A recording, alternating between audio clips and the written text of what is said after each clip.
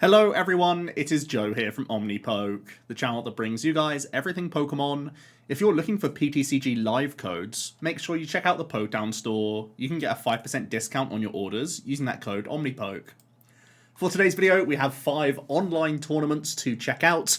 These are all going to be post-NAIC tournaments, so we're starting to see that knee-jerk reaction where I imagine there will be players picking up some Rapid Strike decks. I imagine we're going to see some players picking up some Arc Duraludon and Arc Umbreon Pika builds possibly as well. And then we'll also start seeing how some of the other already known quantities in the game, the Lost Boxes, the Gardevoirs, how they're adapting to the sort of newcomers and how people have started to build these currently known archetypes as well. So we're starting to see that shift as we are building towards Worlds. I feel like this is a really good time to be doing a lot of your testing, a great time to be narrowing down what archetypes you should be playing and testing a lot. I'm down to 2 decks myself for the World Championships and dedicating a lot of time to those.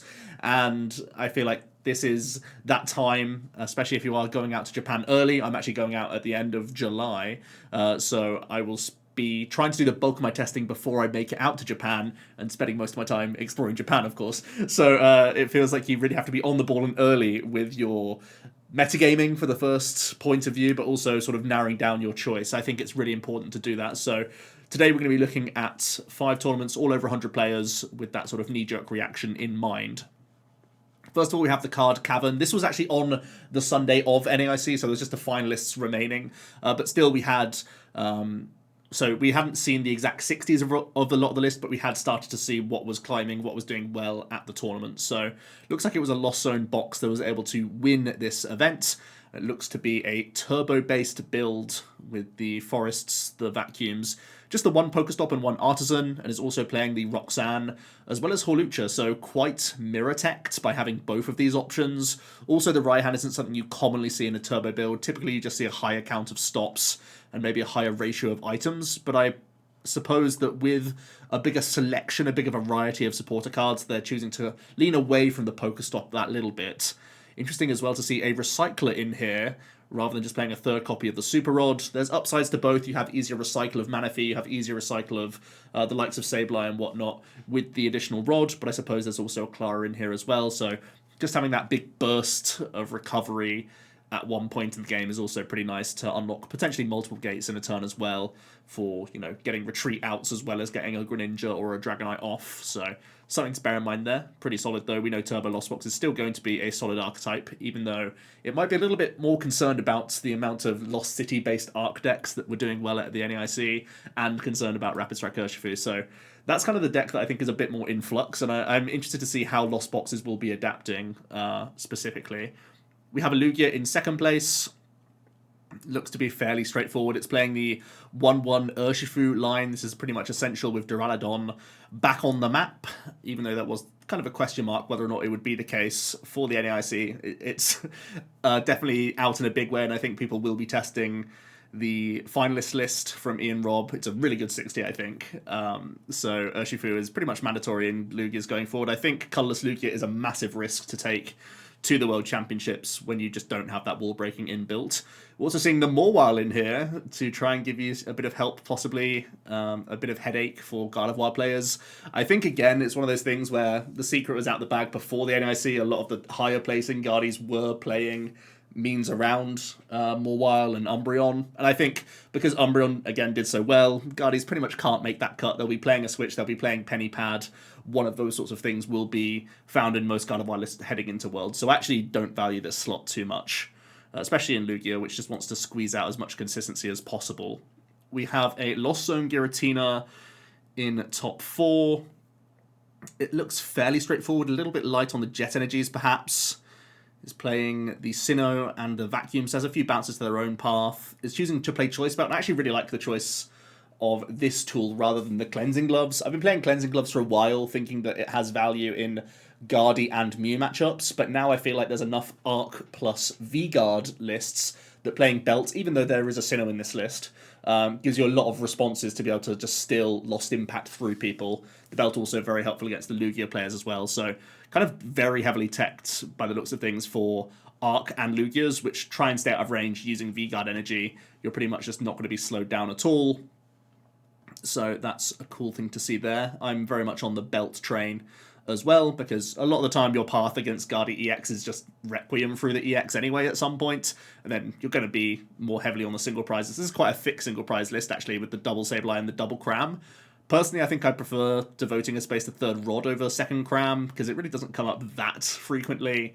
A lot of the time you're sitting in the face of decks Abyss Seeking, honestly, just to ramp that zone to 7 as quickly as possible, but hey-ho.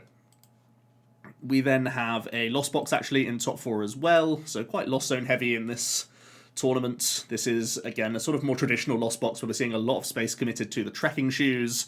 Still just the one stop and the one artisan, so there is some debate around these stadiums, I suppose. I think if you're going full trekking shoe, part of the reason you're doing that is because it leans into Pokestop so nicely, because this isn't that high of a value card. Part of the value is that it increases your overall stats with Pokestop, so I would lean more heavily into stops if I was going this high on shoes. I'd even flip-flop a shoe for just a second stop in general, probably, here. But yeah, we know Turbo is still very good, still a really good pace setter, and actually can just win games, even against these, like, Arc variants, just by getting explosive starts, so possibly just leaning into even more speed is the way that you just answer any questions with Lost Box. We have another Lugia single strike build. This has the Squawk available to it. Other than that, very straightforward, very standard, looking good. We have a Regidrago in top 8 as well. It's actually a Fortress Drago build, where you're trying to explode your Fortress, give up a couple prize cards, of course, but you are then able to attach 5 basic energy from your deck to your Pokemon in any way you like, so that's going to fulfill the awkward attack cost of your Dragos. You then have to just find fire energy throughout the game to make sure you're continuing with that Apex Dragon. You obviously have the Star Legacy V-Star power available when you're not combining Drago with Arc. You will oftentimes go for the Legacy to try and help you get some of these Dragon-type Pokemon in the discard pile. So that's pretty cool. Playing Paths as well, that's a really interesting combination, especially when you play Fortress and Drago yourself. It feels like you're very weak if the opponent paths before you do, and you have no bounces whatsoever. So yeah, definitely like a more gimmicky, fun list, I guess. But you can see the intention here. They go Explode the Fortress, Path Iono, or whatever. That's the concept, at least. And hope that you can just roll people from then on. We have a Goodra also doing pretty well, playing some cities. This seems to really be picking up some steam. Lost City is just looking like a stronger and stronger card in this format. We've even seen in top 32 of NAIC a Palkia list that looked like pretty much a straight Palkia that was just incorporated Lost Cities, and that became a win condition for the deck in general. So other archetypes are catching on. This is another build that can gate to Greninja, so at some point you can City a Manaphy and you're guaranteeing that Shuriken value. Seeing Jets in Goodra as well as a nice upside. Interesting to still see some Melanies, even though you have Jets in here as well to get to 7. But this is still probably your easiest route to get a turn 2 Rolling Iron, so can't question it too much.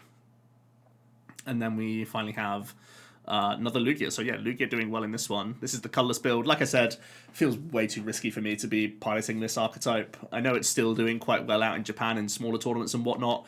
Didn't do all that well at NAIC. Most people have gone towards the camp of single strike, and I think there's too much threat of Duraludon. Taking L's immediately is just not a good feeling to have, even though I do think the colorless build feels better to play, because you gain those earn spaces and turn them into other, like, more useful things. Even just energies are more useful than earns, because they all have such great bonus effects. You get to play more gift energies and stuff like that. You get to be more one prize focused against Lost Box and Guardi. I get all that, and personally I really liked colorless Lugia for a long time, but that question mark was, if Dura sort of rears its head again, it's unplayable, and that's pretty much where I'm at with colorless Lugia now. Let's get on to Deck Out Mondays, and we have a Guardi going 7-0. Guardi definitely still that deck to beat going into the World Championships. I think that's a no-brainer. This is looking like a fairly standard list. It's not playing any respect to Mawile, and there's going to be that risk reward of, do I commit that space for the World Championships or not? It's that sort of better safe than sorry approach versus just having an extra consistency card. And Guardi is really tight on space, to be honest with you. So it's a debate I'm internally having, with Gardevoir being one of my choices. It's a real risk, especially, like, you just know that Umbreon Dura is going to be a deck, and even Archon Peak is a thing. So you just know that you have to respect it in some regard. I feel like you kind of have to commit that space to it. But where that space comes, especially in this list, everything feels painful. Like, this list has made the space for Hisuian, which is like a really nice card to have, a really important card, because you have some really important one-offs in a number of matchups, to be honest with you. Hisuian's a card that I'm really trying to work into my own 60, and yeah, the penny is just that one extra space or that switch or whatever. It's just so painful to see it. But yeah, you can get away with it from tournament to tournament. It's just a bit of a risk, once again. We have an Arc Tina in second place. This one's playing a decent variety of supporters, playing no research whatsoever, so you're guaranteed to hand disrupt, I suppose, each turn, unless you're doing a draw 3 from Avery, which is disruption in its own right. We have the Sharon's Care in here as well to try and have some damage removal. It's even playing the Power Pad, which you don't always see in these Arc builds. You're typically just trying to cycle so much with Bib and Squovit that you see enough cards each turn to, like, maximize your power supporters, I suppose. Other than that, it's looking, again, fairly straightforward. I feel like Arctina was, going into NAIC, one of the safer picks for Worlds, but now with Urshifu looming over its head, it feels a lot riskier. Another turbo-based build, more of the same of what I've already mentioned here. This one is slightly more leaning into the stops, but everyone seems to be rocking the Artisan right now. I really don't value Artisan that highly in Turbo, to be honest. I think slamming the stop is just almost always so much more powerful, I think. But hey, we have another Arc Tina, looking very similar to the list we've just seen, but with a more sort of streamlined supporter, just bumping up the counts of Iono, Judge, and Boss compared to the Avery and the Sharon's Care that we saw. So more of the same there. We have a Mew. Mew's in a really weird space because it felt like there was a lot of Spiritomb being played at the NIC, and I think most Arc builds will continue to do that just out of fear of getting Echo stomped. So the main benefit of, like, tempo from these two attackers really does diminish itself. But maybe there's that tipping point of people think they want that space. Like I was just saying with the penny slot in a number of decks, you want that Spiritomb slot to be a consistency space so often in most archetypes. I feel like it's only real Arc decks. Like, for me, it feels like Arc decks are pretty close to guaranteed to playing Tomb, whereas Guardia, I would say probably like 20% of Guardies will play Tomb, if I had to put my finger on it, because they have to commit space to other things now. Which doesn't like, it's still a decent deck to play for sure. It's just your Arc matchup feels so rough and tumble and really opening hand based, I think. This is looking like a fairly straightforward 60 though, quite high on the damage mod tools. But otherwise looking pretty okay. A little bit light on the ball search possibly with no feather. But yeah, Mew's much of a muchness at this stage. We have a Ting Lu in top 8. This one is playing no Judge. No point. No point. Not even gonna... I'm joking. But I still don't understand why people don't play Judge in that deck. We have a Reversal Guardian, which we haven't seen much of in a while. So that's cool. The data suggests that you're bad in Mirror, which makes me think it's like a no-go option for Worlds, but it's still a really cool deck to play for sure. I also have a bit of a tangent to go on about Mirage Step. Can we essentially call this card a tech card for Lost City-based decks? Because it feels like if you step out all your Curliers, then still have Ralts that can get cannied into Guardies, you're essentially undoing part of the pressure of a Lost City. So a small thing I'm thinking about there, which is like, if I'm worried about Mew because of Lost City, if I'm worried about Arc, like pile decks just because they play Lost City and that's like a win condition against Gardevoir apparently, what if I just played Mirage Step and gave myself essentially like an extra Ralts or two? If I played triple Candy, this is only playing the one Candy, so it's not applicable because it's a completely different list, but for a straights Gardevoir that plays like 2/3 Candy, if you play Mirage Step, you're basically undoing the detriment of a Lost City to some regard, because you still have floating Ralts that can come down on the board later once you've got the gang out with Mirage Step. Just a small thing to note there. We do have another Guardian top 8. This one is playing some interesting cards, actually. It's back to the double Zacian, and it's playing Sky Seal Stone. This is another thing that I think is really interesting going into Worlds, because we actually saw both finalist lists were playing VMAXs, and being able to win as Gardevoir against VMAX decks in 2 attacks, where you can Seal Stone through the VMAX with your Zacian as you get to the late game, and you can just find easy prizes elsewhere with Brainwave, you know, just knocking out like an evolving 2-prize Pokemon very easily.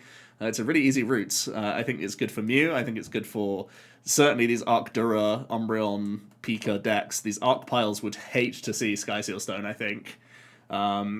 Because you just reduce the game into one less turn against these really chunky builds. And Double Zacian's actually pretty okay against Lost Box as well, so I'm really considering like a back to EUIC build where you play Double Zacian and Sky. It's something that I'm really considering for Guardy, because it seems to make sense for how the meta's shifting. I feel like it improves your Arc matchup and your Urshi Intel matchup considerably. So that's definitely something I'm considering for sure, based on where we're headed. Obviously, it doesn't help the mirror, it doesn't help Lost Box, which is still the most popular deck. So that's where your priorities should be. But hey, winning against some of the fringer like 5 to 7%ers in the field of day one, pretty appealing, to be honest with you.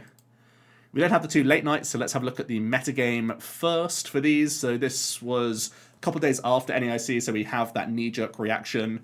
Looks like the popularity ain't stopping with Guardy, though, way out in front in popularity.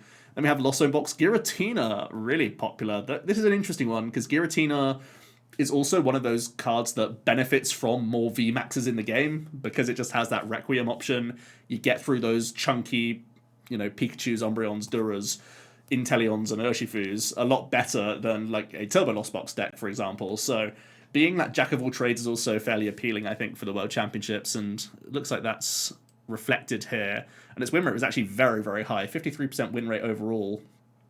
Very good results, especially for a deck that was so popular. That's really powerful. Tina looking strong. Lugia still out there. Handful of people picking up the Arc Dura deck. I think it definitely establishes itself. People also jumping onto the Intel Urshi train as well to give that a test drive. Let's have a look at the standings with that in mind then. And it was a Lugia coming out on top with no Urshifu, which is a big risk, I think. Again, like I just said, basically, if you're not playing Urshifu, I would play colorless Lugia, but I feel like you should be playing Urshifu in this day and age in Lugia. It's just so risky to dodge and weave, right? We then have an Arctina in second place. Again, we're seeing that cheeky Sharon's Care make its way in.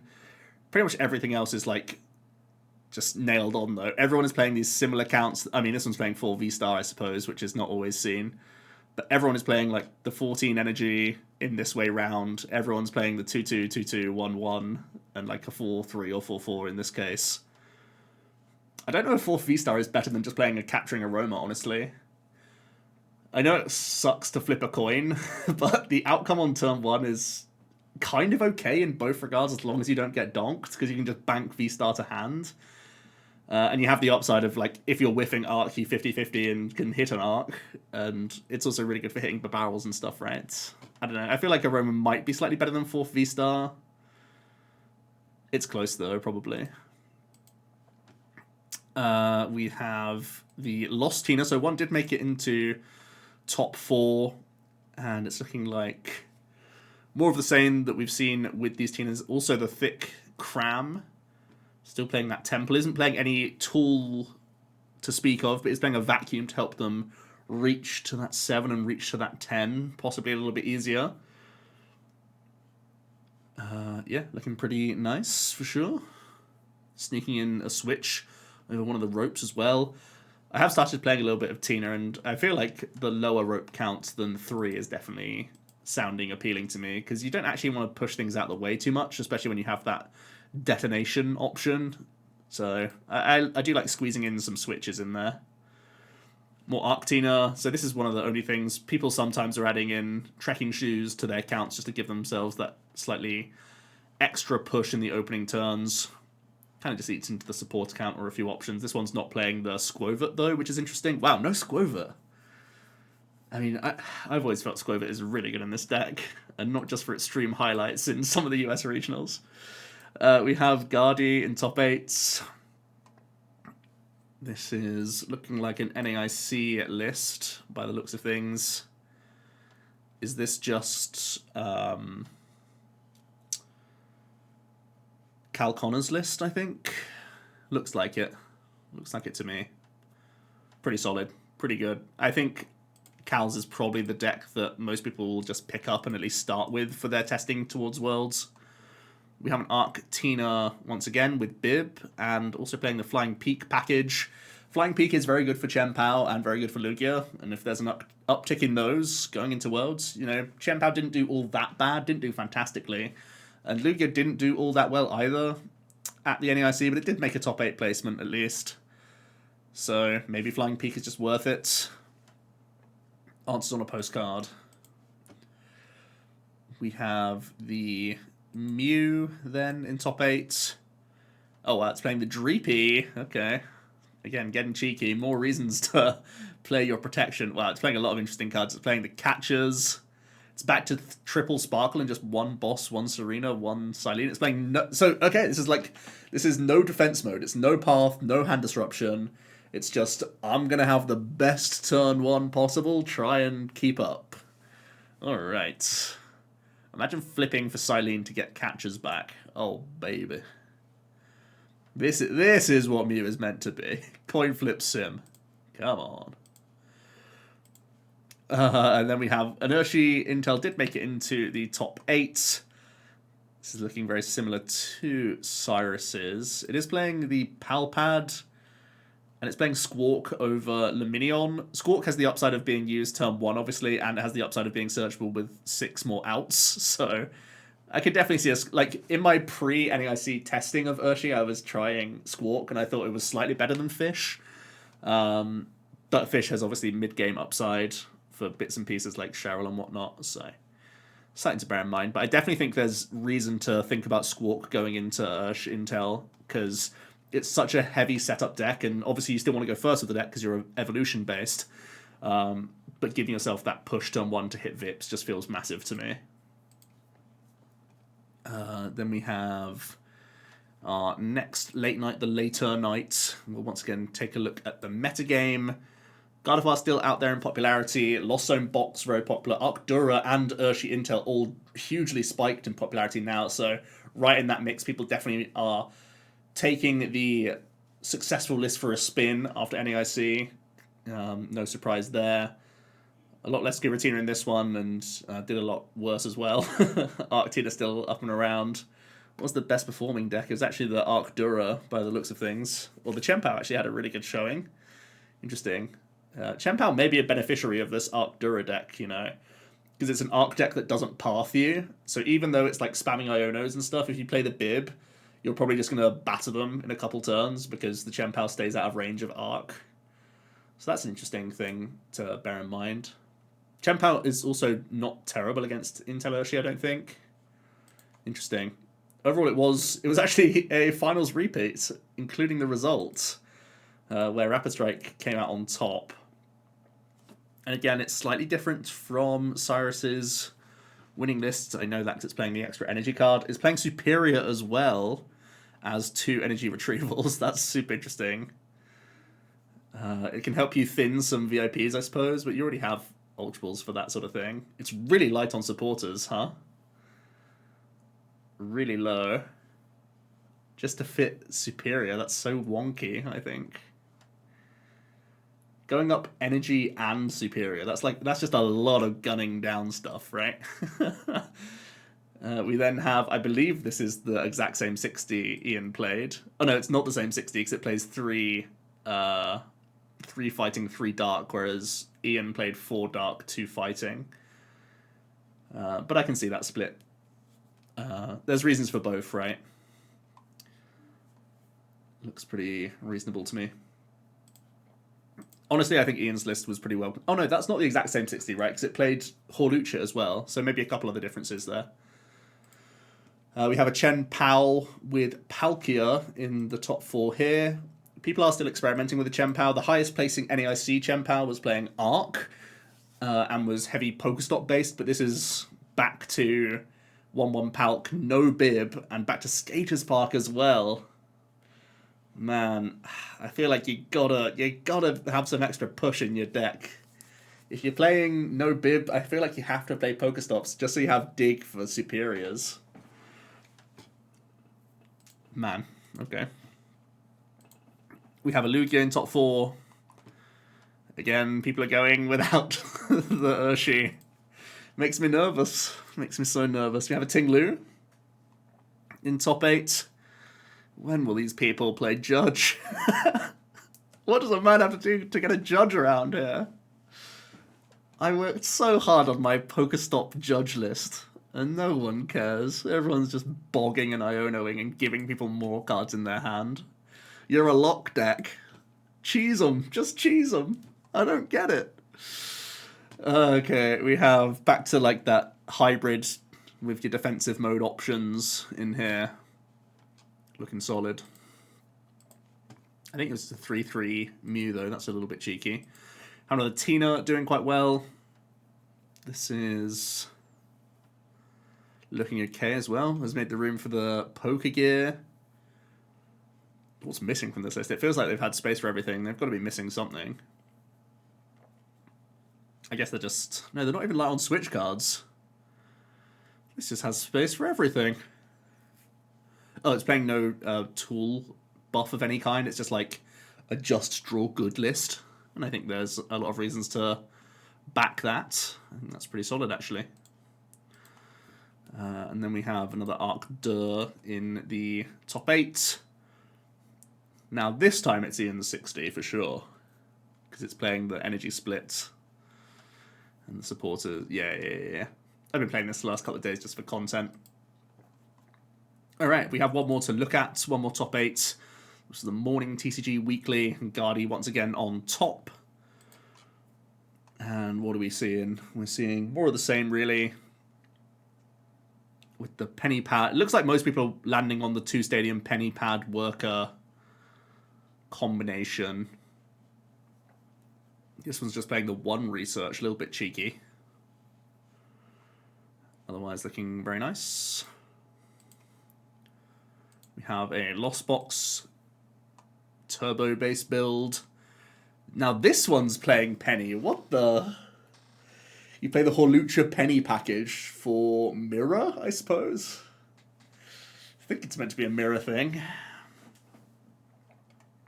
Where you can just flying entry a couple times on people. Pretty disgusting, honestly. Mirror attacking seems reasonable. Is Penny better than Roxanne, though? Roxanne seems like a bigger catch-all that also is helpful in mirror, if we're committing a space to that. We have a Mew in top 4. Again, more of the same with Mew. Another Lost Box. Seems like pretty much everyone is just saying, no other Lost Box exists, let's just play Turbo. And honestly, I think that's fine. I think that's fair, to be honest with you. It's good for the Rapid Strike decks, though. If everyone is just limited to basically using Dragonite, it's really good for the Rapid Box players that might be picking up in popularity. This Guardian's made the space for Hisuian. Again, Hisuian's definitely a card I want to work into my list. Because it feels like if you prize Manaphy in certain matchups, if you prize Cress, if you prize Greninja at any point, any Ralts, any Zacian, there's so many times when any of those prizes can be a problem for you. I definitely want to work in Hisuian. This is me just verbalizing my thoughts over the last few days with deck lists. We have an Arctina once again. This is Quad Shoe, also seeing the Box of Disaster in here. Feels like Panic Mask was the sort of NAIC choice, but I think Box is still okay. It might be slightly stronger than Gloves.